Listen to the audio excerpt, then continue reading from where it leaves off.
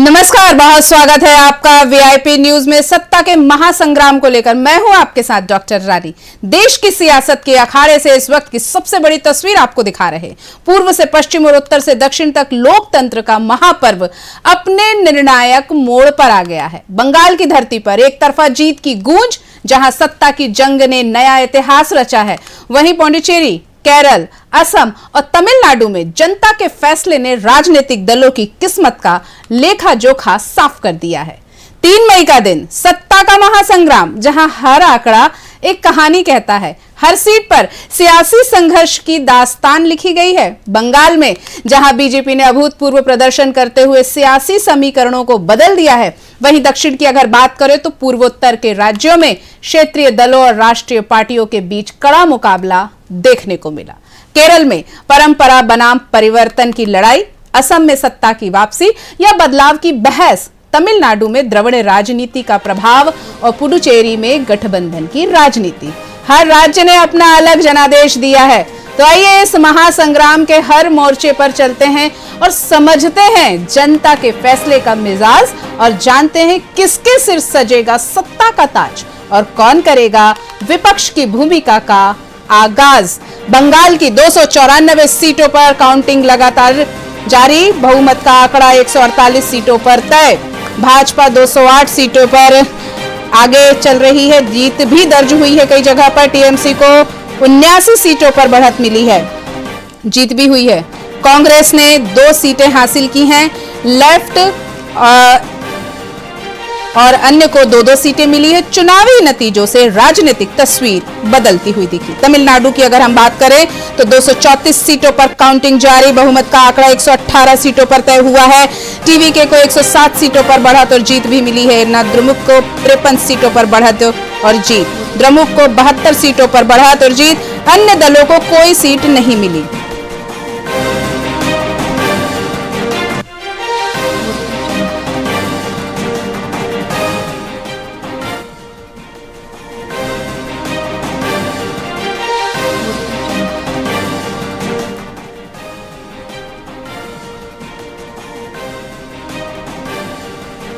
सत्ता का महासंग्राम, और आपको बता दें कि पार्टियों की तर्ज पर अगर हम बात करें तो अगर भारतीय जनता पार्टी यानी बीजेपी ने 186 सीटों पर जीत हासिल कर लिया है अब तक और 21 सीटों पर लीड कर रही है। टोटल 207 इनकी सीटें भी। All India Trinamool Congress AITC की बात करें तो 64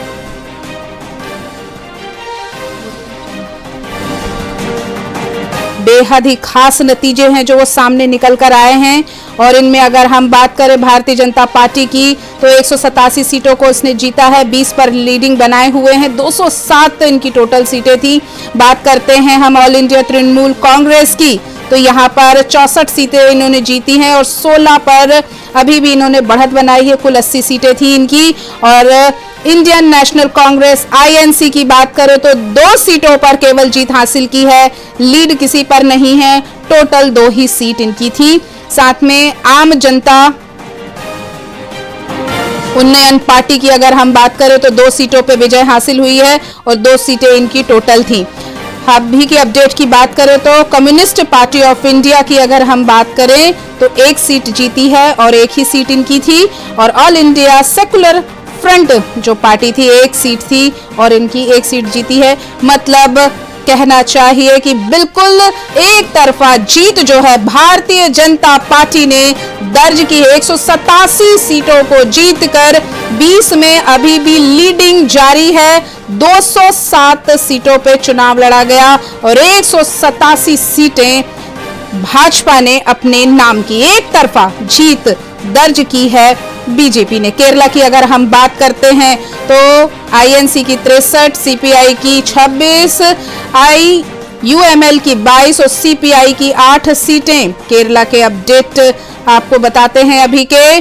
दलवार इसके सारे परिणाम इस तरह से, इंडियन नेशनल कांग्रेस की 63 सीटों में ये विजय हुए हैं और साथ में अगर कम्युनिस्ट पार्टी ऑफ इंडिया की बात करें तो 26 सीटों पर विजय हासिल हो चुकी है इनको। इंडियन यूनियन मुस्लिम लीग की बात करें तो 22 सीटों पर विजय हो चुके हैं।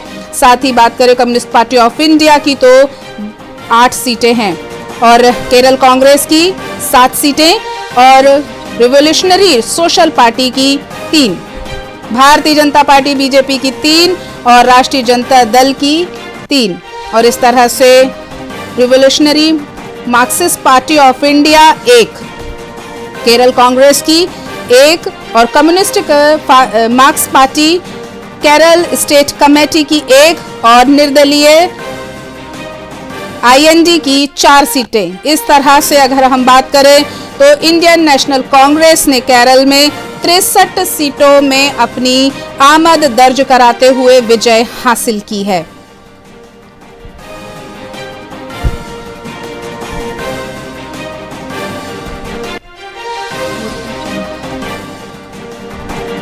बेहद शानदार परिणाम और बिल्कुल साफ कर दी है तस्वीरें जो हैं जनता जनार्दन ने कि उन्हें क्यों कौन पसंद है और उन्हें कहां पर बदलाव की आवश्यकता है। विधानसभा के साथ के उपचुनाव भी इसके रुझान और परिणाम आपको बता देते हैं।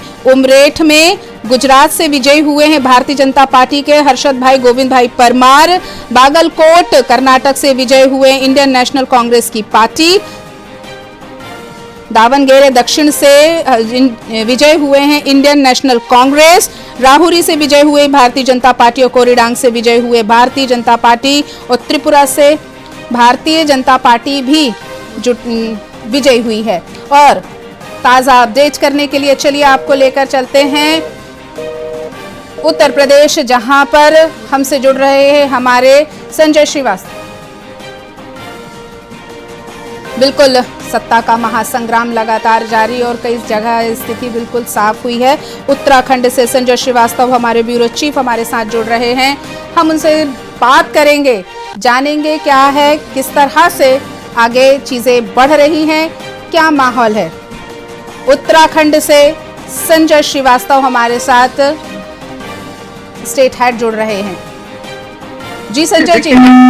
देखिए 5 राज्यों के जो चुनाव हुए हैं और उस चुनाव में मुख्य रूप से जो पश्चिम बंगाल का जो परिणाम है उसके बहुत से मायने निकाले जा सकते हैं, क्योंकि भारतीय जनता पार्टी शुरू से, अभी नहीं पिछले 10 वर्षों से प्रयास कर रही थी कि पश्चिम बंगाल में जो वहां का किला है कैसे ध्वस्त किया जाए और उसमें उन्होंने प्रयास किया और आज परिणाम जब सामने आया तो वह भी अभूतपूर्व परिणाम है। उसे आप ऐसे नहीं कह सकते कि केवल जीत हासिल की है, ये प्रचंड बहुमत है और इस बहुमत के बहुत से मायने हैं। मायने ही आप कह सकते हैं कि भारतीय जनता पार्टी जो अपनी जमीन तैयार कर रही थी और जिसके आधार पे वह जिस रनवे पे वो भागना चाहती थी वह उसे मिल गया है। आने वाले 1 वर्षों में कई राज्यों में और चुनाव हैं, मुख्य रूप से पंजाब है, उत्तर प्रदेश है, उत्तराखंड है। तो यहाँ पे जो चुनाव होंगे तो इस चुनाव के मायने वहां भी दिखाई देंगे।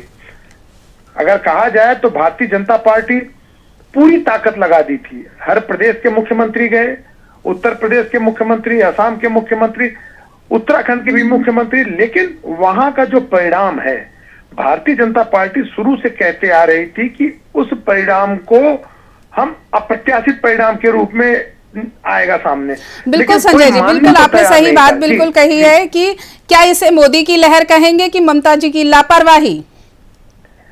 देखिए, इसे ममता की लापरवाही तो आप नहीं कह सकती, लेकिन आप ये कह सकती हैं कि भारतीय जनता पार्टी की जो रणनीति है उस रणनीति में मोदी का चेहरा दिखा करके अमित शाह की जो रणनीतिकार हैं जी, वो ऐसा जमीन तैयार करते हैं जिसपे जब मोदी उतरते हैं तो जीत उनके आसपास ही रहती है। तो आप ये कह सकते हैं कि मोदी का चेहरा ये मुख्य रूप से था, लेकिन जिस रणनीति के तहत इन्होंने चुनाव, आप ये देखिए, चुनाव के पहले राष्ट्रीय अध्यक्ष बनाना था, केवल एक ऐसे व्यक्ति को राष्ट्रीय अध्यक्ष बनाया गया जिसका इस पूरे बंगाल में अच्छा प्रभाव उनके जाति के नाते और उनके बिहार के नाते पड़ता था, उसका भी परिणाम था। तो राजनीति में रणनीति महत्वपूर्ण होती है और भारतीय जनता पार्टी आज जो राजनीति कर रही है और हर पल उसकी रणनीति वहां की जो परिस्थितियां होती हैं उसके हिसाब से होती है। तो बिल्कुल सत्ता के महासंग्राम में रणनीति की आप जो बात कर रहे हैं, बिल्कुल सही कह रहे हैं,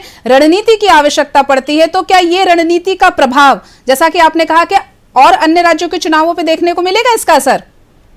जी जी, वही बात हो रही है कि इस चुनाव को आप अन्य प्रदेश में, क्योंकि आने वाले समय में बड़े बड़े प्रदेश हैं, हो सकता है पंजाब में अभी भारतीय जनता पार्टी को आने में समय लगे, लेकिन जहां पे वो सत्ता में है, उत्तर प्रदेश, उत्तराखंड, वहां पे वो चाहेगी कि तीसरी बार लगातार सत्ता में बनी रहे। तो उसके भी बहुत से इस परिणाम के फर्क पड़ेंगे। इसलिए क्योंकि अब इनका टारगेट बिहार था, बिहार के बाद बंगाल, बंगाल के बाद अब इनका पूरा फोकस बिल्कुल बिल्कुल, ये तो भविष्य की राजनीति पे हम चर्चा कर रहे हैं संजय जी, लेकिन अभी का क्या माहौल है यहाँ पर उत्तराखंड में? कैसा जुनून और कैसी खुशी की लहर है, जरा इसके बारे में बताइए।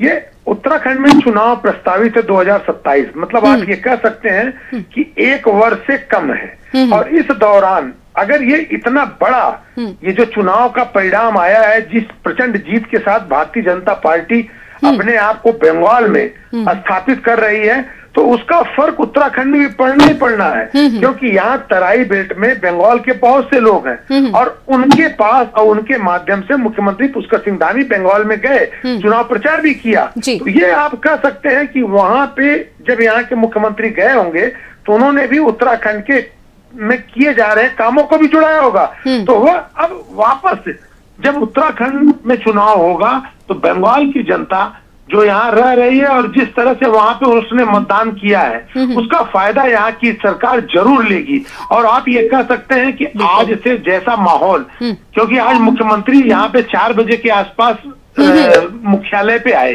और जो माहौल यहाँ बना, उस माहौल को आने वाले चुनाव तक लेके चलने का ये प्रयास करेंगे। क्योंकि इनका बार बार कहना था कि अब अगला टारगेट उत्तर प्रदेश, उत्तराखंड जैसे प्रदेश है जहाँ पे भारतीय जनता पार्टी की सरकारें हैं। जी बिल्कुल, तो कहना चाहिए कि जो जीत का खुमार है उसे कम नहीं होने देगी भारतीय जनता पार्टी, और इसकी जो खुमार है उसको और आगे लेकर जाएगी और इसके और परिणाम लेकर आएगी उत्तराखंड और उत्तर प्रदेश की तरफ पे। बिल्कुल, बहुत बहुत धन्यवाद आपका हमसे जुड़ने के लिए और इतनी अच्छी जानकारी देने के लिए। चुनावी नतीजों की जानकारी लगातार आप तक वीआईपी न्यूज अपडेट करता रहा पूरे दिन भर। आज 3 मार्च का दिन बेहद खास और राजनीतिक गलियारों की जो आपको सरगर्मियां हैं वो यहाँ से लगातार आपको दिखाई गई। आपको बता दें कि तमिलनाडु, केरला, पौंडीचेरी, पश्चिम बंगाल और असम में बराबर जो थी वो गणना लगातार जारी थी और उसके परिणाम लगातार आप लोगों को दिखाते गए हम लोग साथ में। और बात अभी हम और आगे भी हमारे साथ और हमारे ब्यूरो चीफ जुड़ेंगे, हमारे साथ स्टेट हेड जुड़ेंगे, हम उनसे भी आपको रूबरू कराएंगे कि कहाँ कुछ क्या खास चल रहा है वो बिल्कुल है। और इस जीत की खुशी को जो है वो सबने संभाला, सबने कहा। बहुत अच्छी बात ये रही कि अन्य राज्यों में पश्चिम बंगाल की जीत की खुशी जो है वो मनाई गई। मध्य प्रदेश की बात करें तो मध्य प्रदेश के मुख्यमंत्री डॉक्टर मोहन यादव ने भी यह बयान दिया कि ये पार्टी की पूरी जीत है, पार्टी के कार्यकर्ताओं की जीत है।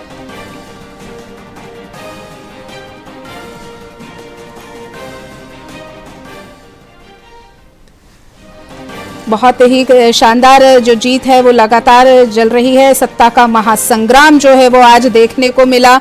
मंत्री विश्वास सारंग ने भी ममता बनर्जी पर निशाना साधा है, जो मध्य प्रदेश के सहकारिता मंत्री हैं। लोकतंत्र को तार तार करने का आरोप लगाया उन्होंने, जनादेश का सम्मान करने की नसीहत भी दी उन्होंने। हार के बाद जनता के मत का मजाक बताया, डबल इंजन सरकार का जनता ने समर्थन कहा। पीएम मोदी की नीतियों की सराहना की और बयान से सियासी टकराव और बढ़ा है। मंत्री विश्वास सारंग ने ममता बनर्जी पर भी निशाना साधा है। वहीं पर सीएम भजनलाल शर्मा ने 3 राज्यों की जीत पर बधाई दी। पश्चिम बंगाल, असम और पुडुचेरी की जनता को शुभकामनाएं दी। पीएम मोदी की नीतियों पर भरोसे का दावा किया। बंगाल में भ्रष्टाचार और घुसपैठ पर जनता का जवाब बताया है। INDI गठबंधन पर नारी शक्ति अधिनियम को लेकर हमला, जनता ने चुनाव में जवाब दिया। उन्होंने कहा है बयान से राजनीतिक बयानबाजी और गर्माहट और भी तेज हुई है। तो इस तरह से अब जो परिणाम निकल कर आए हैं वो उससे लोगों के मन में भी काफ़ी कुछ आशाएं, उम्मीदें और मन का जो गुबार है वो सामने देखने को मिल रहा है।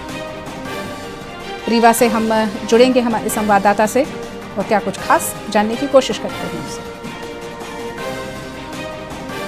मनोज तिवारी रीवा से हमारे साथ जुड़ रहे हैं। जी मनोज जी, रीवा में क्या माहौल है? पश्चिम बंगाल की एक तरफा जीत का रीवा में किस तरह असर देखने को मिल रहा है? पश्चिम बंगाल और असम में भारतीय जनता पार्टी की ऐतिहासिक जीत के बाद पूरे देश के साथ साथ रीवा में भी उत्सव का माहौल देखने को मिल रहा है जी। शहर स्थित भाजपा कार्यालय अटल कुंज में कार्यकर्ताओं ने इस जीत को लेकर बड़े जोरदार तरीके से जश्न मनाया है। सुबह से ही कार्यालय में चहल पहल शुरू हो गई थी और देर रात तक यह जश्न जारी है। उप मुख्यमंत्री राजेंद्र शुक्ल का गढ़ माना जाता है, वहां पर उनका घर है, उनका क्षेत्र है। किस तरह का उत्साह देखने को मिल रहा है? क्योंकि उप मुख्यमंत्री राजेंद्र शुक्ल जी का यह क्षेत्र है और लगभग बिंद उनका एक गढ़ माना जाता है। इसको लेकर पूरे बिंद में इस जीत को बड़े ही जश्न और बड़े उत्साह से मनाया जा रहा है। जगह जगह पटाखे, नगाड़े और मिठाइयां बांटकर इस जीत की भारतीय जनता पार्टी जिंदाबाद के नारे लगाए जा रहे हैं लोगों द्वारा और आतिशबाजी की जा रही है। तो बिल्कुल, अगर रीवा की अगर हम बात करें तो आने वाले समय में क्या असर देखने को मिल रहा है और अच्छे तरह से सियासी जो गर्माहट है और आगे बढ़ेगी इससे? जी निश्चित ही जो माहौल आज देखने को मिल रहा है रीवा के साथ साथ बिंद में, तो इससे तो लगता है कि भारतीय जनता पार्टी और भी मजबूत हो रही है रीवा के लिए। बिल्कुल, बहुत बहुत शुक्रिया हमसे जुड़ने के लिए, हमसे बातचीत करने के लिए और रीवा के ताजा हाल बताने के लिए। पश्चिम बंगाल, असम और पुडुचेरी की जनता को शुभकामनाएं दी हैं सीएम भजन लाल शर्मा ने। 3 राज्यों की जीत पर दी बधाई। तो वहीं मध्य प्रदेश के सहकारिता मंत्री विश्वास सारंग ने ममता बनर्जी पर निशाना साधा, लोकतंत्र को तार तार करने का उन पर आरोप लगाया। दिल्ली की रेखा गुप्ता ने बंगाल की जीत पर भी बयान दिया है, जनता की एकजुटता को लोकतंत्र की जीत बताया। पीएम मोदी के नेतृत्व की सराहना की गई। अमित शाह और नितिन नवीन का भी उल्लेख दिया। ममता बनर्जी के बयान पर पलटवार किया है रेखा ने। जनता को असली निर्णायक शक्ति बताया और बंगाल के विकास का भविष्य भी बताया है। आपको बता दें कि दिल्ली की रेखा गुप्ता ने बंगाल की जीत पर बयान दिया और जनता की एकजुटता को लोकतंत्र की जीत बताया। विभिन्न राज्यों के जो नेता हैं, जननायक हैं, वे भी बधाइयां दे रहे हैं लगातार। भवानीपुर में सुवेंदु ने ममता बनर्जी को हराया। 15,114 वोटों से दर्ज हुई है हार। सुवेंदु की ये लगातार दूसरी जीत है। 2021 में नंदीग्राम से भी उन्होंने जीत अपनी दर्ज की थी।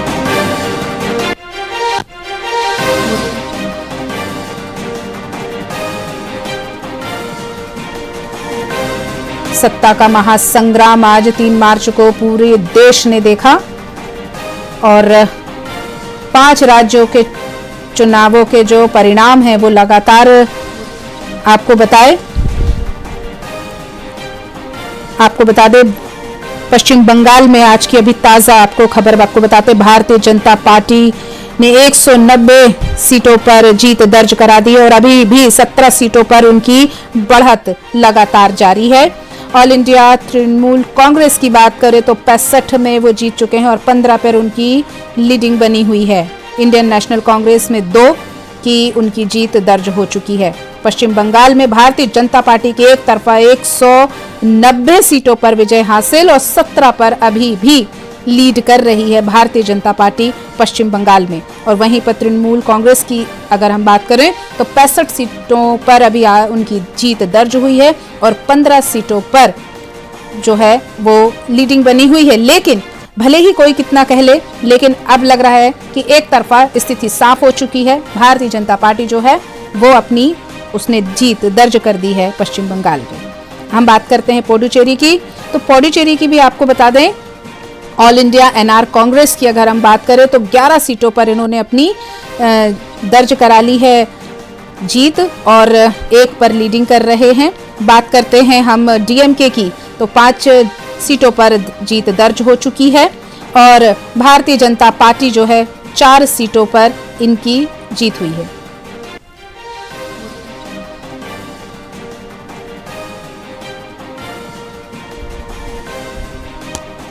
और हमारे साथ जुड़ रहे हैं प्रवीण नापित, पूर्व बीजेपी प्रवक्ता। हम उनसे जानते हैं कि क्या कुछ खास और क्या खुशी इस समय पश्चिम बंगाल की एक तरफा जीत की। प्रवीण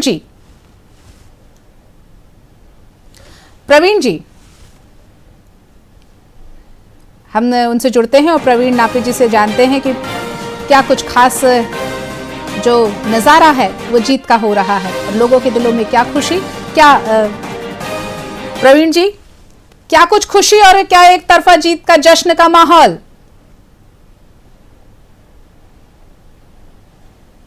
जश्न है वो विनम्रता पूर्वक है जी। और हमने जो जनता से वादे किए थे वो हमको पूरा करना है। जीत हमारे लिए बहुत बड़ी है, उस जीत को हम बड़े विनम्रता पूर्वक ले रहे हैं।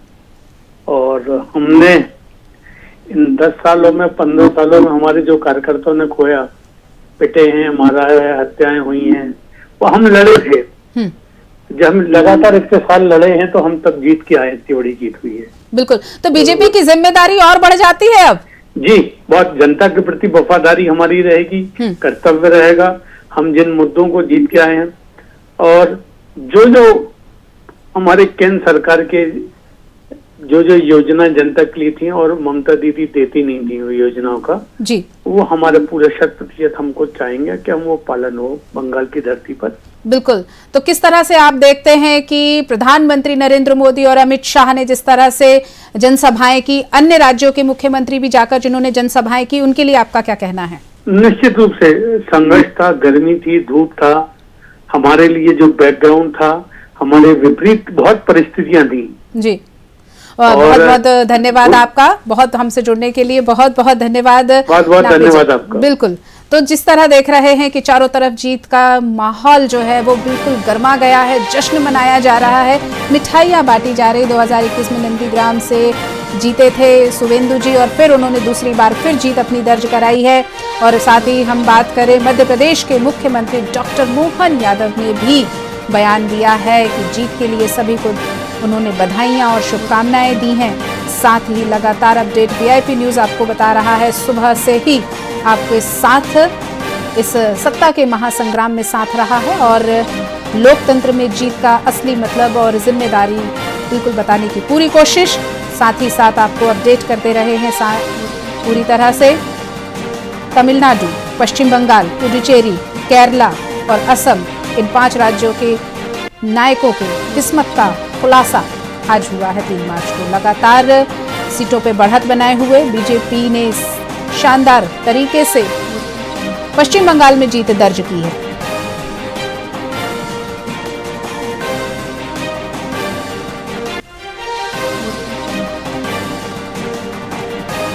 चारों तरफ देश में जश्न का माहौल बना हुआ है।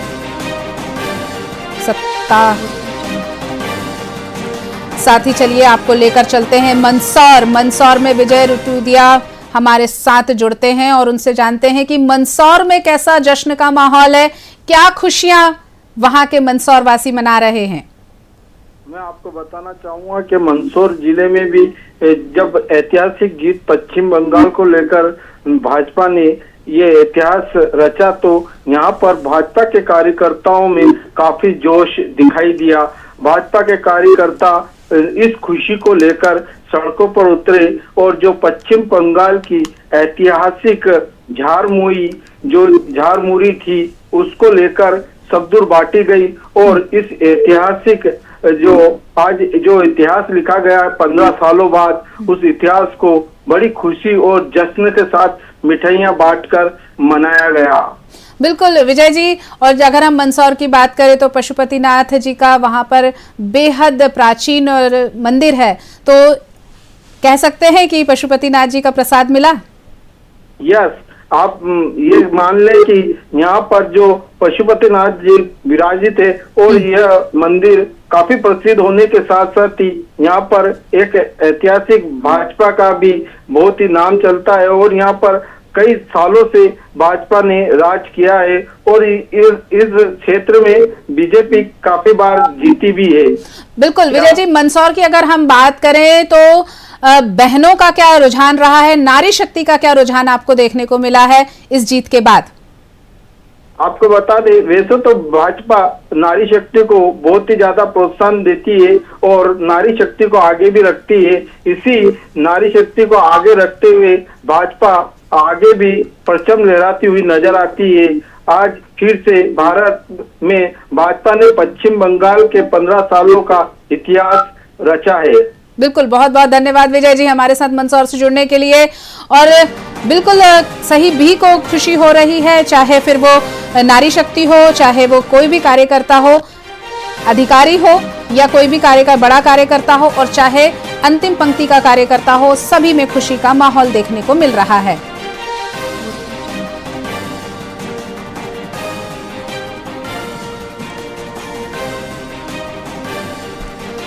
और बात करते हैं कि केरला की अगर हम बात करते हैं तो केरल में जो है वो कांग्रेस ने अपना परचम लहराया है। काफी अच्छी जीत उन्होंने दर्ज की है। चुनावी नतीजों से राजनीतिक जो है तस्वीरें बिल्कुल साफ हुई हैं। और साथ ही हम चलिए जुड़ते हैं, कमल पटेल हमसे जुड़ रहे हैं कांग्रेस के, हम उनसे बात करेंगे कि केरल में जिस तरह से कांग्रेस का उन्होंने रूप देखा है, परिवर्तन देखा है, उससे के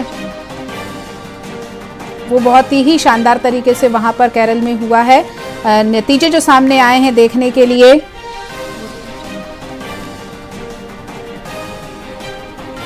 सत्ता का महासंग्राम लगातार जारी और उसके तस्वीरें साफ होती हुई दिखाई दे रही हैं।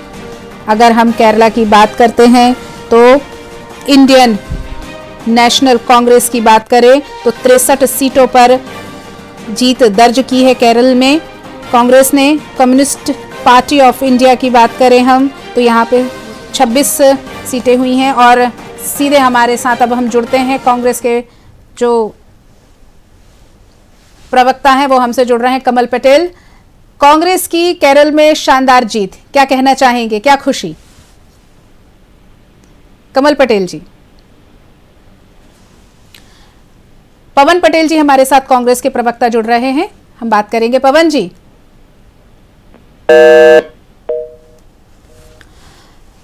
और बात करेंगे सत्ता के संग्राम की। केरला में लगातार जीत हासिल की है कांग्रेस ने और कांग्रेस की सीट थी 63 और 63 की 63 सीटों पे इंडियन नेशनल कांग्रेस ने जीत हासिल की। 26 सीटों पर आमद दर्ज कराई कम्युनिस्ट पार्टी ऑफ इंडिया ने और वहीं 22 सीटों पर इंडियन यूनियन मुस्लिम लीग ने भी अपनी आमद दर्ज कराई है। केरला का समीकरण बदला है और वहां पर इंडियन नेशनल कांग्रेस ने 63 सीटों पर अपनी जीत दर्ज कराई है।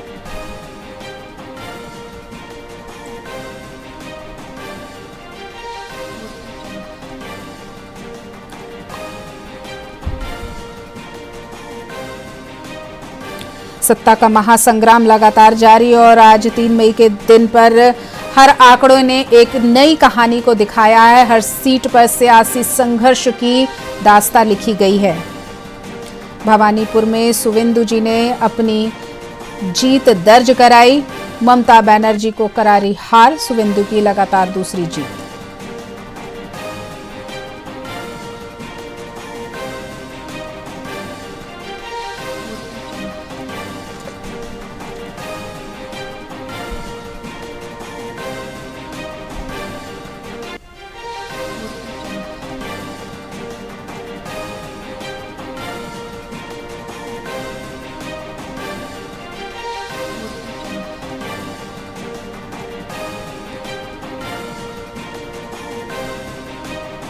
केरल की 140 सीटों पर रिजल्ट लगातार जारी और बहुमत का आंकड़ा भी काफी बढ़ा है और अन्य दलों को कोई सीट नहीं। सत्ता परिवर्तन और संतुलन का बदलाव दिखा केरल में।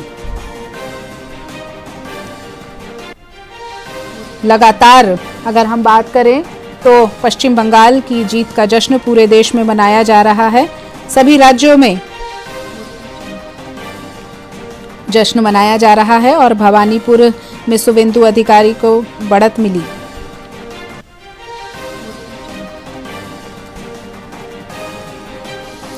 और अब हमारे साथ जुड़ रहे हैं अमन गोस्वामी और उनसे जानेंगे कि क्या कुछ खास रहा इस पूरे समीकरण को। अगर आप देखते हैं 3 मार्च का दिन, सत्ता का महासंग्राम। बात करते हैं अगर तमिलनाडु की तो आप देख रहे हैं कि किस तरह से तमिलनाडु का नजरिया देखने को मिलता है। केरला, पुडुचेरी, पश्चिम बंगाल और असम। पश्चिम बंगाल में एक तरफा जीत बीजेपी की।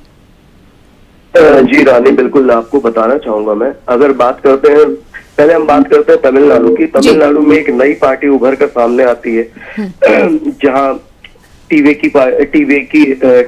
के पार्टी जो है, जो एक्टर, भूतपूर्व एक्टर रहे हैं विजय, उन्होंने अपनी नई पार्टी स्टैब्लिश करी। उसके बाद कुछ सालों में ही इतनी लोकप्रियता एज अ नेता, क्योंकि अभी तक उनको लोग अभिनेता के तौर पे पसंद करते थे, लेकिन तमिलनाडु की जनता ने बताया कि उन्हें अब वो नेता के तौर में भी देखना चाहते हैं, सीएम फेस के लिए भी देखना चाहते हैं। नई पार्टी 107 सीटों पे 107 सीटों पे है अभी। बात की जाए तो 95 सीटें वो जीत चुकी है, 12 सीटों पे आगे चल रही है। तो एक बड़ी बात होती है एक नई पार्टी के लिए उभरना, क्योंकि इससे पहले हमने बिहार चुनाव में भी देखा था। जब बिहार चुनाव के हमने रिजल्ट देखे थे, वहां पास भी एक नई पार्टी उतरी थी। प्रशांत किशोर ने अपनी पार्टी जन स्वराज उतारी थी। प्रशांत किशोर भी अगर पॉपुलैरिटी के मामले में देखा जाए तो कहीं ना कहीं विजय की जितनी ही पॉपुलैरिटी थी उनकी, क्योंकि उनकी सभाओं को, उनके वीडियोस को फैंस भर भर के लाइक कर रहे थे, जनता बहुत ज्यादा पसंद कर रही थी, लेकिन परिणाम उसके विपरीत थे। लेकिन तमिलनाडु में देखने को मिलता है कि जो कहा जाता है कि हमारे यहाँ एक बोला जाता है कि साउथ में जो मूवी स्टार्स हैं उनको भगवान की तरह जनता पूजती है, तो तमिलनाडु के चुनाव में वहां की जनता ने साबित किया है। और वैसे भी साउथ का अपन इतिहास उठा के देखते हैं तो हमेशा से, चाहे वो NTR हो, चाहे वो जयललिता हो, हमेशा राजनीति में जो अभिनेता है उनकी पकड़ बहुत रही है, उनको बहुत सहयोग मिला है। बिल्कुल। अगर तो क्या करें कि विजय का भी जादू चलेगा इनकी तरह, जयललिता की तरह? और बिल्कुल बिल्कुल, जिस हिसाब से अभी परिणाम निकल के आ रहे हैं, 95 सीट जीतना अपने आप में नई पार्टी के लिए बड़ी बात होती है। 118 पे तमिलनाडु की बहुमत सरकार बनाने के लिए 118 सीटें चाहिए। अगर अनुमानित लगाया जाता है 107 तो मिल ही रही हैं सीटें, फिर आगे देखेंगे कि क्या समीकरण बनते हैं। जी बिल्कुल। पश्चिम बंगाल की बात करना चाहूंगी, पश्चिम बंगाल के लिए क्या कहेंगे? सधी हुई रणनीति थी बीजेपी की। पश्चिम बंगाल रानी अगर बात की जाए तो 2021 में जहां सिर्फ भाजपा को 77 सीटें मिली थी, आज वो बढ़कर 188 सीटें होती हैं। तो ये कहना बुरा कहीं गलत नहीं है। जो पिछले 5-6 सालों में जितना, ये सिर्फ 5-6 सालों की बात नहीं है, अगर देखा जाए तो पिछले 2 चुनावों से जो भाजपा लगातार वहां एक्टिव रही है, जितना प्रचार प्रसार किया है, और इस चुनाव में भी जब बीजेपी की तरफ से कद्दावर नेता, चाहे वो योगी आदित्यनाथ हो, खुद प्रधानमंत्री नरेंद्र मोदी हैं जिन्होंने रैली करी है, और ये भी कहा जा सकता है जो जनता से जैसे मोदी ने कनेक्ट किया है, जो मोदी चला है, इसको नकारा नहीं जा सकता है। एक बहुत बड़ी जीत है। आप देखा जाए तो कहाँ 2021 में 77 सीटें, आज 188, 207 सीटें अनुमानित जीत रही है। बहुमत भी पार कर चुकी है बीजेपी, 148 की बहुमत थी। तो आपको क्या लगता है कि इसका जो असर है वो अन्य राज्यों के चुनावों पे पड़ेगा? ये बिल्कुल बिल्कुल, ये कहा जा सकता है। बातें भी अब तो मोदी की लहर चल गई। बिल्कुल बिल्कुल चली है मोदी की लहर। और अमित शाह का दिमाग, अमित शाह को कहीं ना कहीं अब चाणक्य कहना कहीं गलत था। जी बिल्कुल, अभी प्रियंका जी ने भी उनको कहा था। जी बिल्कुल, उनको चाणक्य कहना गलत नहीं, वो राजनीति के चाणक्य सही में माने जा रहे हैं। जिस हिसाब से बंगाल में जो तख्ता पलट हुआ एकदम से। जी और बिल्कुल, अभी तो ममता बनर्जी ने भी अभी जब काउंसलिंग रूम में थी, वो आधी काउंसलिंग के बीच में ही निकल गई। उन्होंने आरोप लगाया कि हम मेरे को रिकाउंसलिंग वो स्वीकार नहीं कर पा रही हैं। ये टीएमसी के लिए खैर स्थिति तो साफ हो चुकी है अमन जी। और अब हम बात करेंगे केरला की। जी केरला की अगर बात करें तो खैर केरला में भी बीजेपी के लिए बहुत अच्छी एक पारी रही। एक ही सीट रखी थी उन्होंने और एक जीत ली उन्होंने। क्योंकि 2021 की अगर बात करें तो सीट कहाँ थी, तो अगली बार निशाना मेरे ख्याल से केरला हो सकता है। केरला मुझे तो लग रहा है इन सब जो अभी 5 राज्यों के रानी जी हम जो चुनाव परिणाम देख रहे हैं, इसमें कहीं ना कहीं जैसे बंगाल की बात करते बीजेपी है, आसाम में बीजेपी है, मामा का जादू चल गया है, हेमंत मामा का जादू भी वहां चला है, जनता ने भरपूर प्यार दिया है। बाकी राज्यों में भी जो बीजेपी की जो स्थिति है, पौंडीचेरी में भी बीजेपी ने एनडीए ने जीत ली है सीट, उधर एनडीए की भी सरकार है। बीजेपी का कहीं ना कहीं अपना जो वर्चस्व है वो बढ़ता जा रहा है। इन सब 5 राज्यों के जो आज जो चुनाव परिणाम जो हमारे सामने आए, इसमें कहीं ना कहीं देखने वाली बात, सबसे इम्पोर्टेंट जो सबसे जरूरी बात है वो ये है कि कांग्रेस कहीं ना कहीं खोती नजर आ रही है। बिल्कुल।